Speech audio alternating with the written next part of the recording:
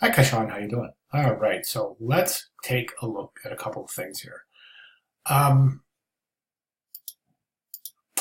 the background image is a little problematic for a couple of reasons. Number one, I think it's been stretched. Chairs don't normally look like that. They look really tall and really skinny, and so does the table. Looks like it's been squished. So remember, whenever you place something in Photoshop, you want to resize it. Either do so through the transform commands, or that's edit.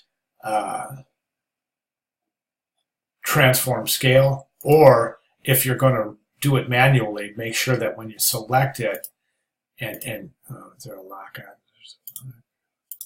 So when you select that image, you would want to make sure that you hold the shift key when you resize it.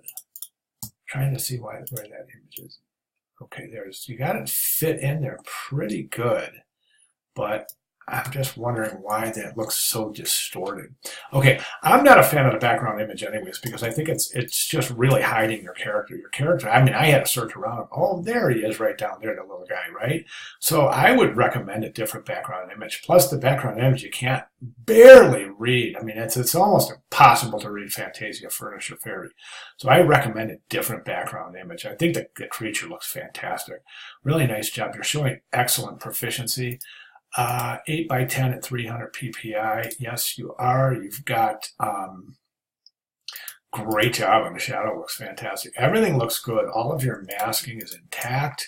You've got puppet work going on. That's fantastic. You've got adjustment layers clipped to the target layer. That's fantastic. All of your layers are labeled. Excellent. The one thing I am not seeing in conjunction to the recommendations I made about the background is I'm not seeing those dedicated repair layers. Now, you mentioned that you did some repair. I used the spot healing brush to go around the outline of the arms, but we don't see that anywhere in the file. So that was done destructively. Remember, the name of the game is non-destructive editing. For that reason, I recommend that you go back into the file. I need to see 2 dedicated repair layers, meaning they're labeled. They're located right above the layer that they're repairing. You don't have to clip them. And this video will show you how right here. This is the Here's How video located in the Milestone 5 Task 2 instructions page. And be sure to review that. That shows you exactly how to establish corrections layers non-destructively. It's really an important technique.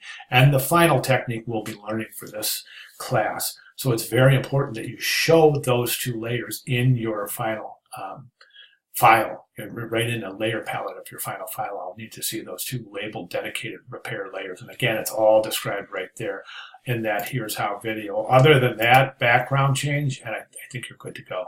All right, so if you have any questions about that, please feel free to let me know. But I would definitely like to see those changes for your final submission. All right, great job. Thank you very much.